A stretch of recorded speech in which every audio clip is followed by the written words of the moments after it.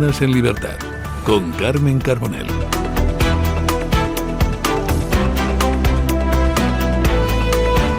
Un minuto pasa de las 8 de la mañana a las 7 de la mañana en las Islas Canarias. Si ustedes se conectan a esta sintonía a esta hora de la mañana, sepan que don Luis del Pino no está, pero no por nada, sino porque pues, ha cogido un día de vacaciones, que también es una persona humana, y eso nos tranquiliza, porque al final le vemos a veces tan firme, tan perfecto, que decimos, pues este señor, ¿cómo es posible que esté aquí? ¿Será un superhéroe del periodismo? Y no, pues a veces también tiene sus cosillas y dice, pues voy a descansar un día, así que no se preocupen porque está en muy buen estado de salud y muy próximamente estará, por supuesto, en estos micrófonos. Me acompaña don Eric Gutiérrez. Don Eric, buenos días. Buenos días otra vez, Carmen. Eso es, que somos muy de saludarnos varias veces a lo largo de la mañana, desde que nos vemos al alba hasta ahora. Buenos días de nuevo. Me estaba contando don Eric Gutiérrez que estaba preocupado por una cosa que hemos contado respecto a las redes sociales. No muchos padres saben que existían estas aplicaciones para vulnerar las restricciones en las redes sociales. Yo he dicho, bueno, yo pensaba que lo sabía todo el mundo, que los adolescentes tenían esta suerte de herramientas para saltarse los bloqueos de los padres. Pues me está diciendo Eric que igual no, que igual estoy contando parte del cuento, ¿no? Claro, por eso existen las aplicaciones, porque si lo supiera todo el mundo, pues sería no servirían para nada, pero por si acaso lo volvemos a recordar. Por si acaso había algún padre que no se había dado cuenta, lo volvemos a recordar para esos niños que quieren saltarse. Esos niños que ahora mismo quieren desintonizar Radio Libertad de los dispositivos de sus padres, pero sepan que nosotros traemos información y somos servicio público y les contamos que existen estas aplicaciones que hacen que los adolescentes y los niños se salten las restricciones que les ponen los padres, sobre todo en cuanto a tiempo, en cuanto a duración del uso de internet, de redes sociales, de juegos.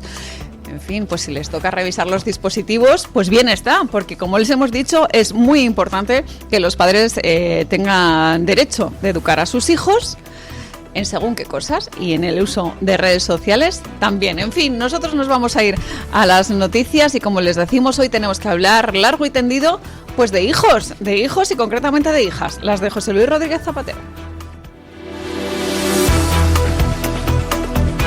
El juez de la Audiencia Nacional, José Luis Calama, instructor del caso Plus Ultra, ha acordado la imputación de Alba y Laura Rodríguez Espinosa, hijas del expresidente del gobierno, José Luis Rodríguez Zapatero, así como de su secretaria y persona de confianza.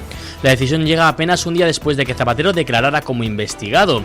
Las tres serán citadas a declarar próximamente después de que la Fiscalía Anticorrupción solicitara el pasado martes que las hijas del expresidente fueran también investigadas en la causa.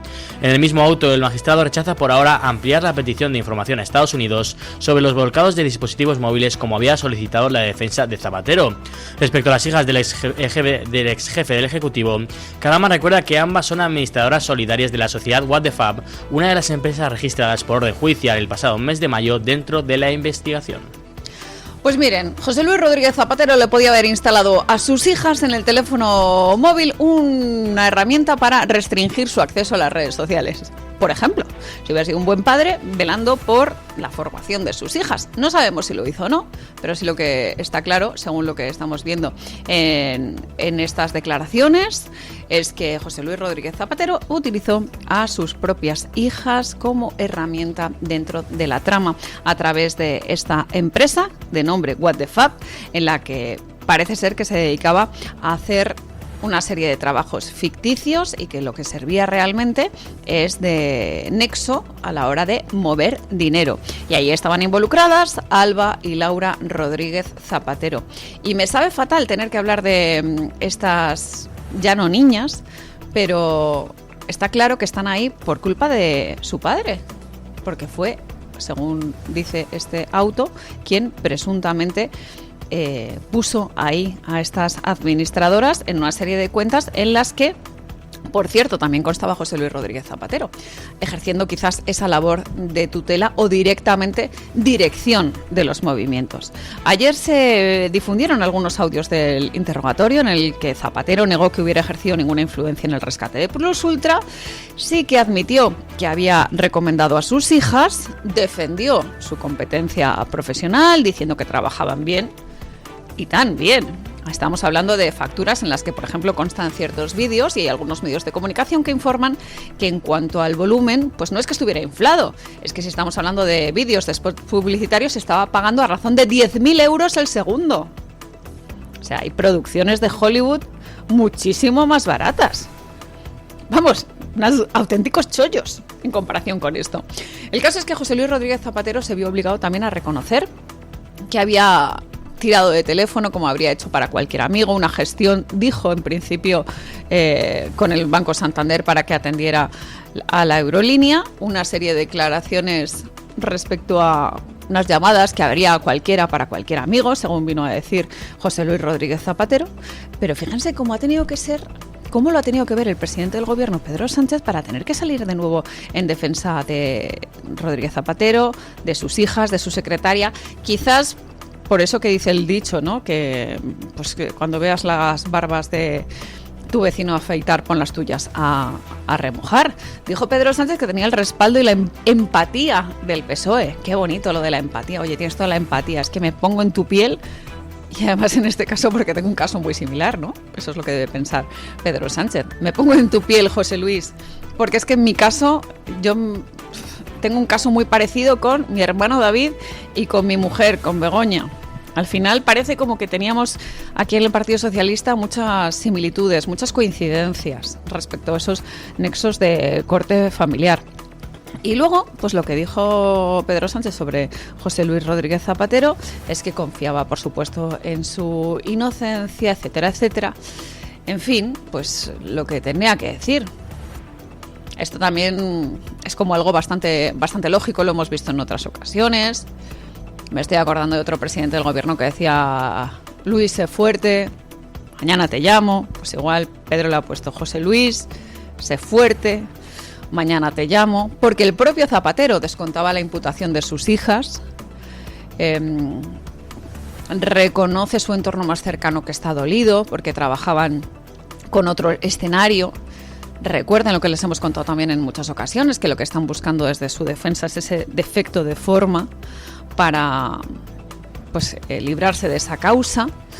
Y pues claro, lógicamente ahora está preocupado porque yo creo que se sentía impune a la hora de meter a según qué personas de su entorno directo, como son sus hijas. Ahora debe tener un enormísimo cargo de conciencia, y eso que están citadas como imputadas y no como testigos, y entre comillas, pues eso puede ser incluso un factor protector de todo el procedimiento, ¿no? Pero al final a esas hijas que están citadas por posición, por ser las administradoras de la empresa, tendrán que ahora pues demostrar que igual no sabían lo que pasaba, que no tenían conocimiento y que al final habían sido pues meras herramientas, ¿no?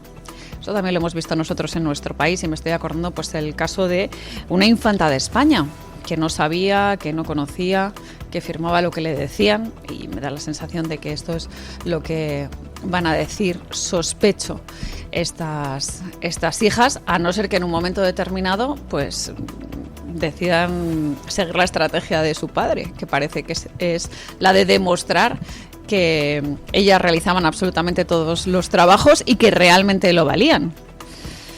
En fin, dos estrategias distintas, y de hecho ayer hablamos de todo ello en este programa, si era mejor hacerse el tonto o intentar demostrar según qué teorías peregrinas. También respecto a las joyas, a estas famosas joyas de José Luis Rodríguez Zapatero, el que muchos han llamado el tesoro de ZP, y que pues primero dijeron que era de la abuela de la mujer, luego que sí venían de un país árabe, luego que están pendientes de justificar los orígenes, patín patán.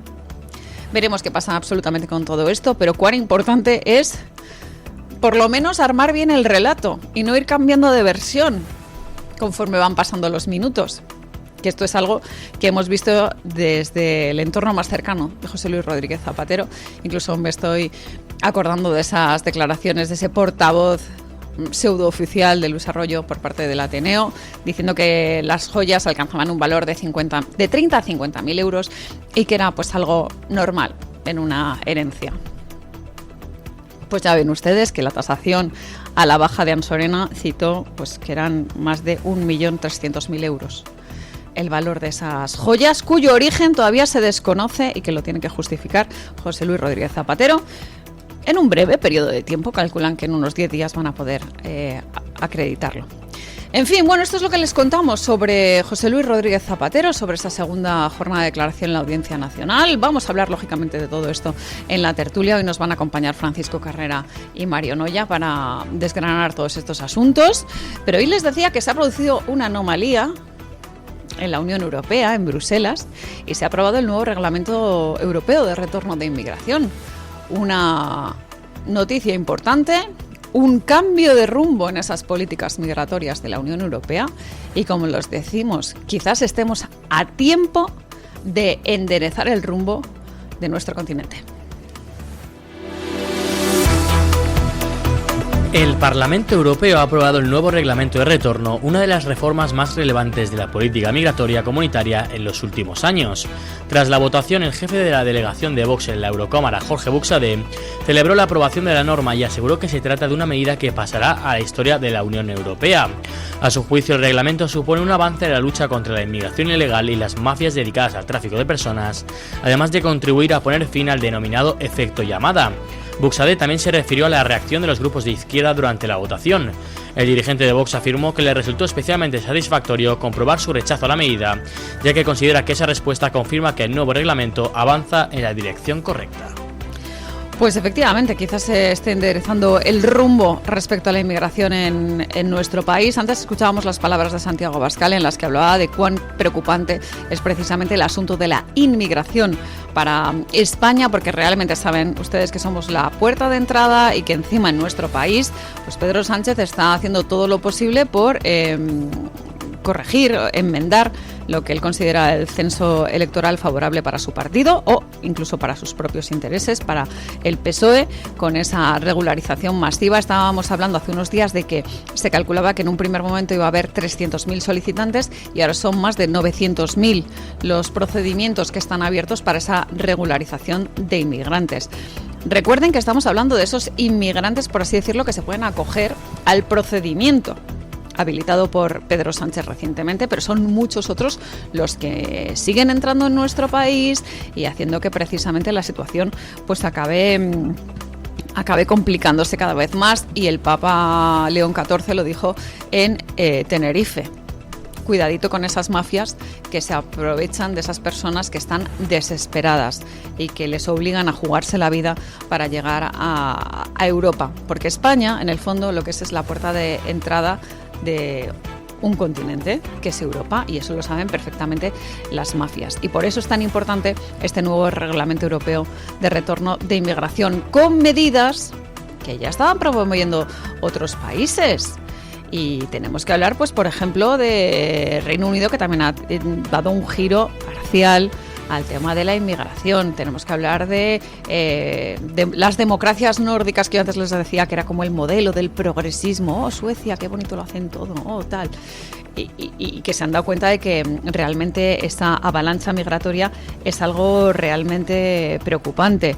¿Va a permitir la Unión Europea crear centros de retorno fuera de los Estados miembros? Se van a agilizar deportaciones hacia terceros países considerados seguros, se van a ampliar los plazos de detención hasta 24 meses para que no se escapen por problemas burocráticos algunos delincuentes, porque es verdad que esto está pasando, personas que llegan con antecedentes penales y antecedentes penales graves, y que precisamente por esos problemas burocráticos, pues en un momento determinado finalizan los plazos y las organizaciones y las entidades de la Unión Europea se ven obligados a, entre comillas, dejarlos sueltos.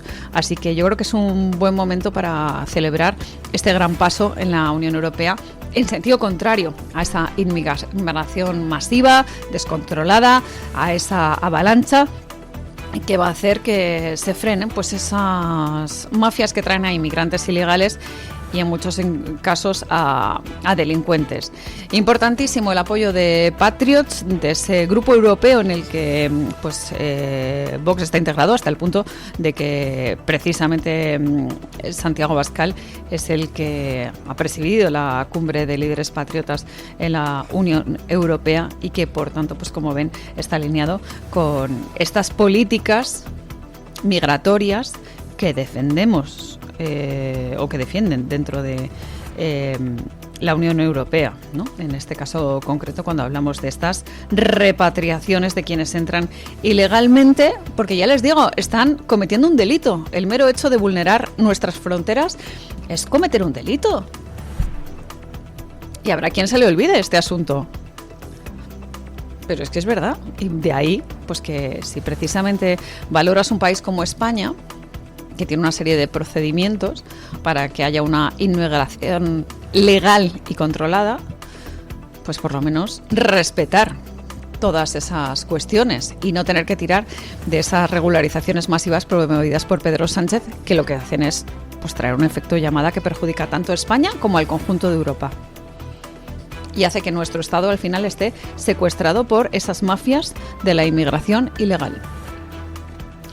En fin, no todo podía ser de color de rosa en la Unión Europea. Ya les decía yo que esto de el nuevo Reglamento Europeo de Retorno de Inmigración es una auténtica anomalía. Lo habitual es que, por desgracia, en Europa pasan cosas no muy recomendables. Una de cal y otra de arena. Les tenemos que hablar de lo que ocurre en Cuba y que viene directamente desde Bruselas. El Parlamento Europeo ha aprobado una resolución impulsada por el Partido Popular con el voto en contra de los socialistas, en la que se condena la represión sistémica del régimen cubano y se reclama un cambio político y económico de fondo ante la grave crisis que atraviesa el país. La iniciativa ha salido adelante con 283 votos a favor, 199 en contra y 85 abstenciones. Según el PP, el Grupo Socialista se desmarcó de las negociaciones al intentar incorporar el argumento de que la situación en Cuba se debe principalmente al embargo de Estados Unidos, lo que a su juicio diluye la responsabilidad del gobierno cubano. La resolución también recoge que el número de presos políticos en la isla ha alcanzado cifras récord, con 1.281 personas encarceladas. En este contexto, el Parlamento Europeo insta a la Unión Europea a ampliar su régimen de sanciones e incluir a los responsables de la represión, entre ellos el presidente Miguel Díaz-Canel y altos mandos militares vinculados al control de una parte significativa de la economía del país. Bueno, yo les contaba esta mañana que España tiene una deuda histórica con Cuba y lo saben lógicamente, ya no solamente desde el 98, sino que bueno, pues que también hemos tenido una vinculación que en muchos casos, por esa vinculación empresarial, industrial, por esa trayectoria histórica, desde la isla han reclamado pues que tuviéramos más influencia para acabar con esa terrible dictadura. Y lo que hemos visto en el Parlamento Europeo es algo que no nos llama la atención, teniendo en cuenta que los socialistas no han respaldado la condena en la Eurocámara al régimen cubano, pero me cuenta una muy buena amiga desde Bruselas, Paloma, lo que ha pasado con una condena al régimen cubano. Porque claro, ustedes ven el titular y no se quedan con la letra pequeña. Y es que había otro tipo de sanción puesta encima de la mesa. El Partido Popular ha rechazado ese texto propuesto por Vox y ha aprobado otra resolución sobre Cuba, pues que venía a seguir la vieja receta de Bruselas, me cuenta esta amiga, que es pedirle amablemente a una dictadura que deje de comportarse como una dictadura y que, ¿para qué sirve esto, no? Oiga, por favor, deje de cercenar las libertades de los cubanos. ¿Y qué dice la dictadura? Vale, muy bien, gracias. Gracias por esta recomendación. Que esto es lo que hace el Partido Popular. Proponer este tipo de sanciones del régimen cubano, condenas que no sirven absolutamente para nada, porque lo que va a hacer es seguir haciendo ese régimen dictatorial de Cuba y seguir pidiendo dinero a la Unión Europea. Pues señores, esto es para hacérselo mirar al Partido Popular. Qué bonito es esto de ser buenista y poner una propuesta, un texto bastante amable con la dictadura cubana, cuando realmente no se ponen medidas específicas, que esto es lo que constaba en el texto de Vox. Y de hecho, Hermann Tertsch, lo encuentran en su red social, en Twitter, ha escrito sobre este asunto.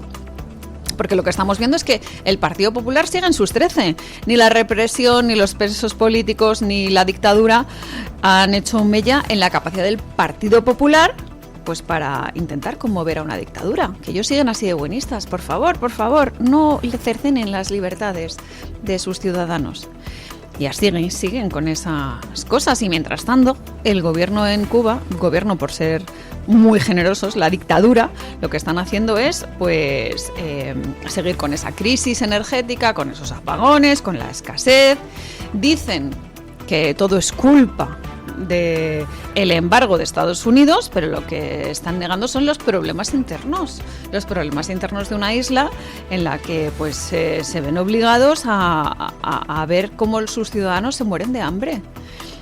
Y de un tiempo a esta parte están intentando promover una serie de medidas como la inversión de cubanos en el exterior, una serie de fondos que vengan a través de ayudas sociales externas. Y esas ayudas sociales externas vienen de regímenes como el chino, de Vietnam. En fin, ya ven ustedes, si tiene que venir la ayuda desde China, cuál va a ser la aplicación real de esa ayuda de carácter social, ¿no? Porque esos son los nexos que tiene Cuba, esos son los amigos que tienen desde el régimen cubano, el régimen chino.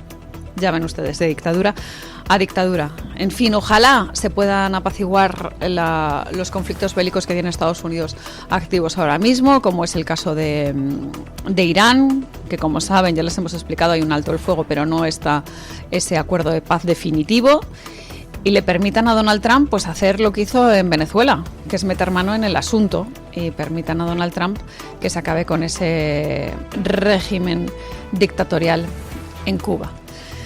En fin, estamos muy pendientes, como les decimos siempre, de lo que pasa con Estados Unidos, y ha habido unas declaraciones del líder del Pentágono que a algunos les sorprenderá, pero tiene toda la lógica. Estados Unidos ha anunciado una revisión integral de su despliegue militar y de sus bases en Europa, un proceso que se prolongará durante los próximos 6 meses y que se enmarca en la estrategia de Washington para reducir progresivamente su implicación directa en la defensa del continente. El anuncio lo realizó el secretario de Defensa estadounidense Pete Hegseth durante la reunión de ministros de defensa de la OTAN celebrada en Bruselas. Según explicó, el objetivo es avanzar hacia una alianza en la que los países europeos asuman una mayor responsabilidad en su propia seguridad.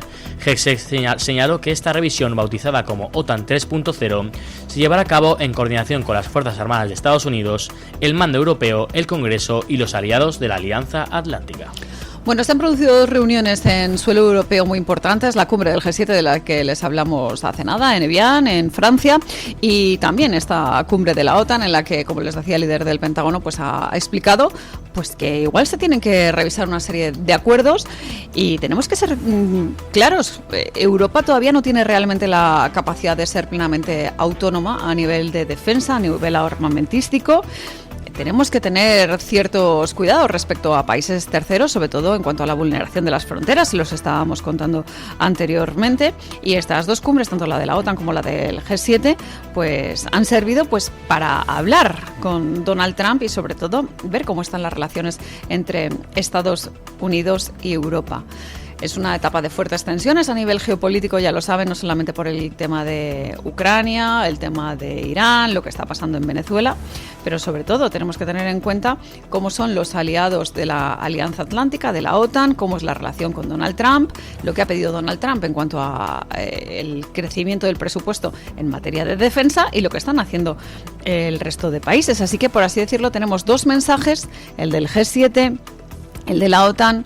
Esos gestos por parte de los socios europeos que parece que van en dirección de mostrar una buena relación con Donald Trump, las maneras en las que se ha organizado esa cumbre del G7, esas conclusiones en las que, bueno, se han evitado algunos puntos concretos, y luego también está ese mensaje paralelo, el que lanzaban directamente desde la OTAN y concretamente sobre la necesidad de estar firmes en materia de defensa, porque no podemos siempre depender de Estados Unidos y porque el panorama geopolítico a nivel mundial ha cambiado y ha cambiado drásticamente, ¿no? Por eso tenemos que pues pensar qué es lo que va a decir Europa en qué materia, si realmente Europa como entidad está ganando peso en la mesa de negociación a nivel internacional y si ese peso es el mismo que hace unos meses. Si estamos ganando o perdiendo. Hay que hacer balance también respecto a lo que se está haciendo desde nuestro país y si realmente tenemos capacidades para ser plenamente autónomos en materia de defensa, que yo ya les digo que a mí me da la sensación de que no. O sea que a los aliados, por lo menos, se lo tienen que hacer ver. Y señores, hoy estamos hablando mucho de Europa porque hay veces que la gente se piensa que no tiene peso y sí que lo tiene.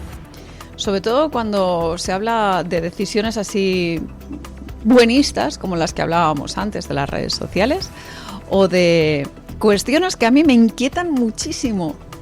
Todos los objetivos medioambientalmente sostenibles, esa Agenda 2030 que todavía sigue encima de la mesa y que hace peligrar, por ejemplo, el avance, el progreso humano. Europa debe decidir si prioriza el desarrollo de la inteligencia artificial o mantiene sus objetivos climáticos a corto plazo. De lo contrario, corre el riesgo de perder competitividad frente a China y comprometer su soberanía tecnológica. Así lo advierte Lex Kurz, presidente de la Asociación Europea de Centros de Datos, quien sostiene que el sistema energético de la UE no está preparado para abastecer el crecimiento de los centros de datos que exige la inteligencia artificial. A su juicio, Bruselas podría verse obligada a recurrir temporalmente a nuevas centrales de gas para garantizar el suministro eléctrico.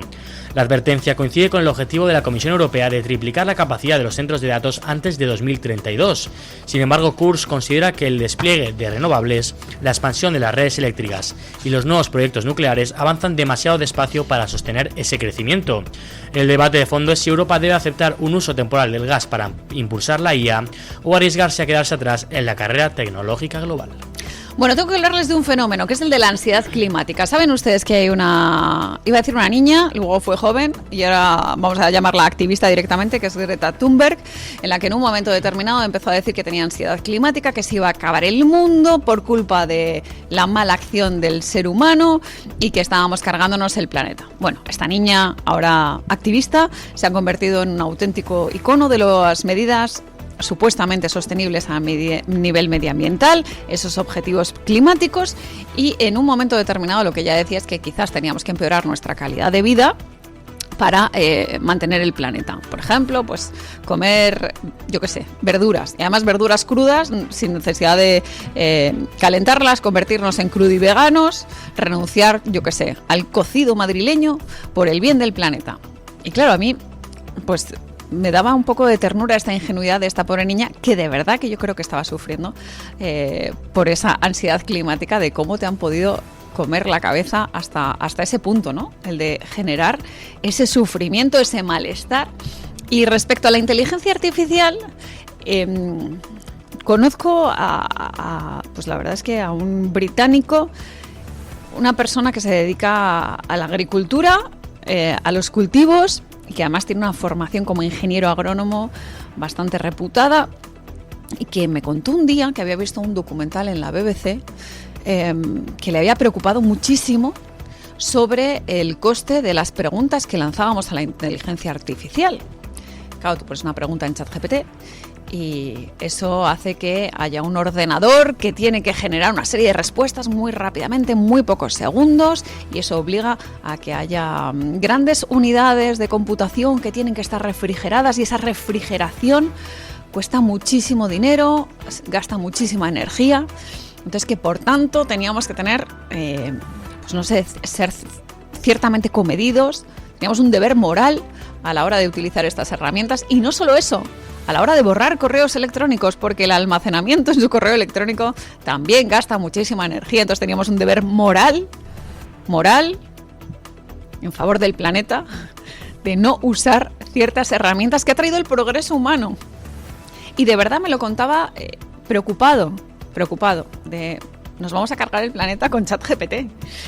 Y claro, cuando ven estas cosas lo que hacen es pues cercenar las libertades de los ciudadanos y sobre todo hacer de menos al progreso humano, a la inteligencia humana, que ha hecho que a día de hoy estemos mejor que nunca. Nuestra calidad de vida sea muchísimo mejor gracias a ese progreso humano, entre otras muchas cosas, pues por el esfuerzo que ha puesto el ser humano en mejorar nuestra alimentación, nuestra salud, nuestra tecnología, la innovación. En fin, ya saben ustedes las leyes de Malthus, si íbamos a acabar todos, si no iba a haber alimentos para todos en no recuerdo qué año.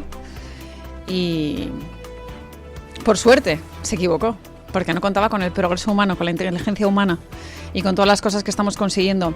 Así que, en fin, no sufran ustedes, no tengan ansiedad climática, porque gracias a Dios tenemos a la inteligencia humana, que yo creo que va a hacer lo posible por seguir trabajando en nuestro progreso. Lo venimos haciendo durante muchísimo tiempo y confío en que sea así, al margen de esos presuntos objetivos buenistas climáticos que nos quieren poner en Europa. En fin, nos pasamos un minuto de las 8:30 a las 7:30 en las Islas Canarias. Momentos de irnos a la información meteorológica que nos trae, si no me equivoco, Izam Garbín. Y después una pequeña pausa publicitaria y nos vamos a la tertulia que hoy nos acompañan Paco Carrera y Mario Noya.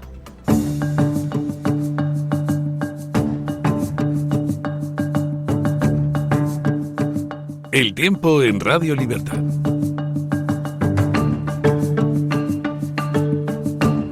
El clima nos dejará una jornada estable en Baleares y en casi toda la península, a excepción del interior, donde podrían darse chubascos por la tarde. Pero por lo general, los cielos en la península y Baleares estarán despejados, aunque pueda haber algunas nubes en el Cantábrico, en las mesetas y en las zonas de montaña del interior.